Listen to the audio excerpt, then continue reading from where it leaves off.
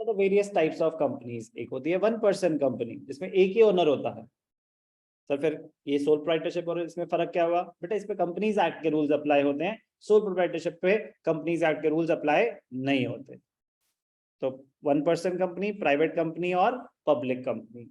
Just read once, just read once. सबका आपको meaning पता होना चाहिए, डेफिनेशन पता होना चाहिए, दैट्स मतलब बाकी रेफरेंस के लिए आपको पता होना चाहिए कि सबकी लिमिटेशन क्या है, कि मैक्सिमम नंबर ऑफ पार्ट कितने हो सकते हैं 1% कंपनी में, तो ओनर तो एक ही होगा, ठीक है ना। डायरेक्टर्स कितने हो सकते हैं, कि अगर कंपनी है, डायरेक्टर्स और ओनर दो अलग चीजें होती हैं। मेंबर, मेंबर होता है शेयर होल्डर, ओनर। डायरेक्टर्स अलग चीज होती है, directors are board of directors who manage the company. तो सेक्शन से डेफिनेशन 1% कंपनी 1% कंपनी होती है, ठीक है। काम की बात, it can not be form for a charitable purpose, ठीक है, ठीक है। It can not carry out non banking investment activities including investments in securities. Paid up share capital is not more than 50 lakhs, important point हो गया। तो charitable purpose के लिए नहीं हो सकती। Paid up share capital 50 lakh से ज्यादा नहीं हो सकती। If its average turnover of turnover should not exceed 2 crores for the last 3 years at an average. अगर करता है तो फिर it will be deemed to be a private company, ठीक है ना। मतलब पब्लिक लिमिटेड नहीं हो जाती, फिर वो एक नॉर्मल कंपनी की तरह ट्रीट करी जाएगी। सर फर्क क्या है? 1% कंपनी की ऑब्वियसली मतलब थोड़ा लिबरल होंगे ना, कि 1% कंपनी है उस पर थोड़े से लिबरल रूल्स होते हैं, उसके रूल्स एंड रिस्ट्रिक्ट मतलब उसकी रेगुलेशंस इतनी स्ट्रिंजेंट नहीं होती as compare to other companies. Public limited की सबसे ज्यादा होती है स्ट्रिंजेंट, क्योंकि उसमें पब्लिक का पैसा इन्वेस्ट लगा हुआ है, तो उसके रूल्स एंड रेगुलेशन, उसकी फाइलिंग्स, उसके डिस्क्लोजर्स बहुत ज्यादा हाई होते हैं। प्राइवेट कंपनी में उससे थोड़ा सा कम होते हैं, 1% कंपनी में उससे और कम होते हैं, कह रहे। लेकिन अगर बेसिकली क्या हम ये मान रहे, छोटा बिजनेस है आपका, paid up capital should be less than 50 lakhs, turnover should be, turnover sales होती है, तो 2 करोड़ की सेल्स कोई ज्यादा नहीं होती, क्योंकि 2 करोड़ का सामान बेचोगे, 20% भी प्रॉफिट कमा रहे हो, 20% बहुत होता है। मतलब अगर ट्रेडिंग कर रहे हो तो वरना मार्जिन तो 5-5, 10-10% भी हो सकता है, कुछ भी हो सकता है। अगर 20% कमा रहे हो तब जाके 40 लाख का प्रॉफिट होगा, वो भी सिर्फ अभी गुड्स पे है, बाकी बिजनेस के खर्चे तो अलग। पॉइंट इज टर्नओवर का मतलब होता है sales.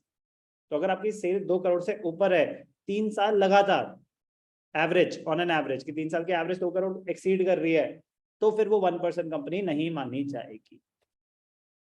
Private company which has a minimum paid up capital as may be prescribed restricts the right, important है, transferability of shares allowed नहीं होती प्राइवेट कंपनी में। shares are transferable only for public limited companies except in case of इनकी जो limit है 200। 1% company में तो एक ही हो सकता है, ठीक है ना। प्राइवेट कंपनी में maximum number of members, members से कंफ्यूज हो जाता है कुछ, मेंबर्स और कोई नहीं, वो ओनर्स की बात करते हैं, उसको टर्म दी जाती है मेंबर्स। मेंबर्स का मतलब होता है शेयर होल्डर्स, या प्यार से इनको ओनर्स बोलते हैं। 200, ओके ओके, ठीक है। Private company should have at least, ये डायरेक्टर्स, तो डायरेक्टर्स की लिमिट अलग चीज होती है, मेंबर्स शेयर होल्डर्स होते हैं, owners. Should have at least 2 but not more then 15 directors. Board of directors में मिनिमम 2, यहाँ पे क्या है, at least 1 but not more then 15। 1% company में भी डायरेक्टर्स बहुत सारे हो सकते हैं।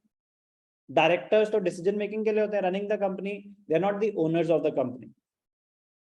1% कंपनी में मैक्सिमम कितने ओनर्स हो सकते हैं? 1।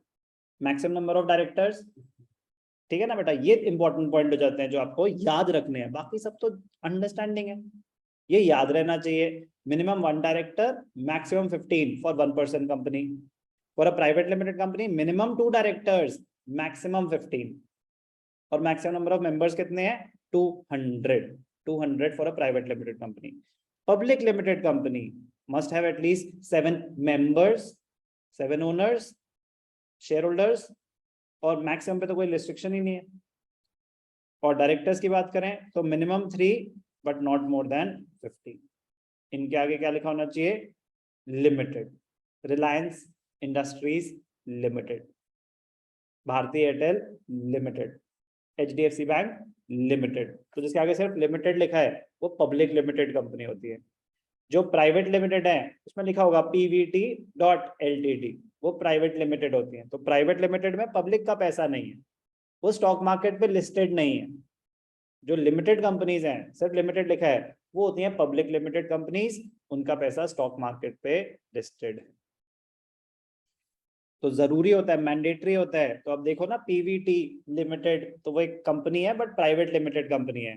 अगर जिसके आगे देखो सिर्फ लिमिटेड, तो मतलब वो बड़ी चीज है, स्टॉक मार्केट पे लिस्टेड कंपनी है, बड़ी कंपनी है। कोई डाउट? तो बाकी तो कहानियां हैं। इंपॉर्टेंट है आपके लिए क्या, नंबर ऑफ मेंबर्स। 1% कंपनी में सिर्फ एक होना चाहिए, प्राइवेट कंपनी में मिनिमम 2, मैक्सिमम 200, पब्लिक कंपनी में मिनिमम 7, मैक्सिमम कह रहा है जितने मर्जी तुम्हारे। ट्रांसफरेबिलिटी 1% है, किसको ट्रांसफर करोगे, एक ही तो इकलौता ओनर है। प्राइवेट कंपनी में कह रहा है आर्टिकल्स ऑफ एसोसिएशन रिस्ट्रिक्ट्स, तो shares are not transferable. For a private limited company shares are transferable without any restriction in case of public companies. Prospectus, what is a prospectus? आगे जाके फिर आएगा, but what is a prospectus? Prospectus is an invitation to the public to apply for shares of the company. Prospectus is an invitation to the public to apply for shares of the company. कह रहे किस किस को prospectus issue करना जरूरी है? क्या 1% company public को इनवाइट कर रहा है तो नॉट एप्लीकेबल। क्या प्राइवेट लिमिटेड कंपनी पब्लिक से पैसे मांग रही है तो इनको भी प्रोस्पेक्टस की जरूरत नहीं होती। पब्लिक लिमिटेड कंपनी को प्रोस्पेक्टस की जरूरत होती। कोई भी डाउट? कोई भी doubt? Subscription of shares, subscription of shares, तो ये सब स्टेजेस होते हैं, प्रोस्पेक्टस इशू करना, फिर सब्सक्रिप्शन होगी, वो सब पब्लिक लिमिटेड कंपनी में स्टेजेस होते हैं। तो 1% कंपनी में shares can not be offered to the public, shares can not be offered to the public, तो shares can be offered to the public for subscription only in case of public limited company. Articles of association, 1% company में special articles of association are necessary, special articles of association are necessary। यहाँ पे अगर आपने articles of association नहीं है, what is articles of association sir? उनके एक होता है memorandum of association, एक होता है articles of association, उसमें different terms and conditions, different चीजों के बारे में details given होती है। हर एक चीज के different rules and regulations कब क्या क्या अप्लाई होंगे, किसको interest on calls and arrears क्या होगा, कुछ भी मतलब instructions हो सकती है। अगर मतलब दोनों के लिए जरूरी है, 1% कंपनी के लिए और प्राइवेट लिमिटेड कंपनी के लिए, लेकिन अगर पब्लिक लिमिटेड कंपनी में आर्टिकल्स ऑफ एसोसिएशन नहीं बनाया हुआ, करे कोई दिक्कत नहीं है, तो क्या होगा, table F of companies act, table F given in the companies act में बी अडॉप्टेड ऑल्टरनेटिवली। तो इंपॉर्टेंट पॉइंट है, what document is adopted in case of absence of articles of association, table F of companies act, table F of companies act. लेकिन अगर आपने खुद अपना बना रखा है आर्टिकल्स ऑफ एसोसिएशन तो वो फॉलो होगा, देन टेबल एफ अडॉप्ट नहीं होगी। टेबल एफ सिर्फ और सिर्फ कब अडॉप्ट होती है कि आपने अपने कोई आर्टिकल्स ऑफ एसोसिएशन नहीं बना रखे। नंबर ऑफ डायरेक्टर्स इंपॉर्टेंट है, नंबर ऑफ मेंबर्स इंपॉर्टेंट है। नंबर ऑफ मेंबर्स आपके नंबर ऑफ ओन, मेरे को बार बार लिखने की जरूरत तो नहीं है, बता चुका हूँ। मेंबर्स आपके ओनर्स हैं, शेयर होल्डर्स हैं। डायरेक्टर्स, बोर्ड ऑफ डायरेक्टर्स की बात कर रहे हैं जो who run the company. Minimum 1, maximum 15। Private limited company minimum 2, maximum 15। Public limited company minimum 3, maximum 15। Minimum 3। Number of share holder members minimum 7 थे पब्लिक लिमिटेड के case में। अलॉटमेंट ऑफ शेयर्स कह रहे जब सब्सक्रिप्शन वाला स्टेज ही नहीं है तो यहाँ पे अलॉटमेंट ऑफ शेयर्स की जरूरत नहीं होती 1% कंपनी में। शेयर्स में be allotted as the directors decide. Shares can be allotted only if minimum subscription criteria. तो पब्लिक लिमिटेड कंपनी में स्टेजेस होते हैं, आएगा वो भी कि कंपनी ने प्रोस्पेक्टस इशू करा, फिर एप्लीकेशन आई, अगर मिनिमम सब्सक्रिप्शन क्राइटेरिया फुलफिल हो गया तब अलॉटमेंट होगी। तो पब्लिक लिमिटेड कंपनी में मिनिमम सब्सक्रिप्शन क्राइटेरिया फुलफिल करने के बाद ही हो सकती है अलॉटमेंट। प्राइवेट लिमिटेड कंपनी में जब भी डायरेक्टर्स चाहें वो अलॉट कर सकते हैं। 1% कंपनी में ऐसा कुछ होता ही नहीं, वो खुद ही ओनर है। पब्लिक डिपॉजिट्स इंपॉर्टेंट है, क्या पब्लिक डिपॉजिट्स ले सकते हैं 1% कंपनी? कह रहा नो। क्या प्राइवेट लिमिटेड कंपनी ले सकती है? कह रहा नो। पब्लिक ले सकती है? कह रहा हाँ। तो पब्लिक लिमिटेड कंपनी पब्लिक से पैसा ले सकती है, अपार्ट फ्रॉम शेयर्स भी पब्लिक डिपॉजिट्स भी ले सकती है, प्राइवेट लिमिटेड और 1% नहीं। कह रहा है इसीलिए तो हम उन पे फिर इतना ज्यादा स्ट्रिंजेंट और स्ट्रिक्ट रूल्स एंड रेगुलेशन नहीं डाल रहे, क्योंकि उसमें पब्लिक का एक्सपोजर ज्यादा नहीं है। किसका है? जो ओनर खुद है। कह रहे ले ले भाई जितना रिस्क लेना है, तेरी मर्जी है, नुकसान होगा तो तू ही झेलेगा। बट पब्लिक लिमिटेड कंपनी में तो पब्लिक का पैसा भी है, तो अगर आपने रिस्क लेना भी है तो जरा डिस्क्लोजर कर करके लेना, क्योंकि जिन्होंने पैसा डाला है तो वो देख लेंगे उन्होंने कंटिन्यू करना है या निकालना है। समझ आया ना कि जो इतने जो रूल्स एंड रेगुलेशन, सेबी की जो गाइडलाइंस है वो ज्यादा स्ट्रिक्ट किस पे होंगी, पब्लिक लिमिटेड कंपनीज पे होंगी। यस और नो? कह रहा SEBI, Securities and Exchange Board of India, they safeguard the interest of the investors, shareholders. Name OPC होना चाहिए, प्राइवेट लिमिटेड में प्राइवेट लिमिटेड होना चाहिए, PVT LTD एक ही बात है, और पब्लिक लिमिटेड में लिमिटेड होना चाहिए। कोई भी डाउट?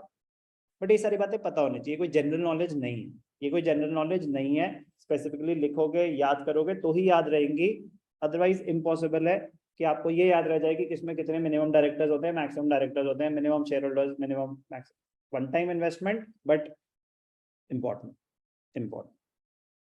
कंपनीज आर नॉट, वो सब जो बिल्कुल दूर की थ्योरी है, जस्ट रीड, बट जो ऐसी बातें हैं जो मैं खुद बता रहा हूँ, हाईलाइट कर रहा हूँ, वो आपको याद होनी चाहिए, वो आपको याद होनी चाहिए। ये जस्ट रीड कि limited liability company, unlimited liability company, limited by guarantee, just read once, general meaning पता होना चाहिए, बट जो आ सकता है वो मैं हाईलाइट भी कर रहा हूँ, वो आपको याद भी करना पड़ेगा।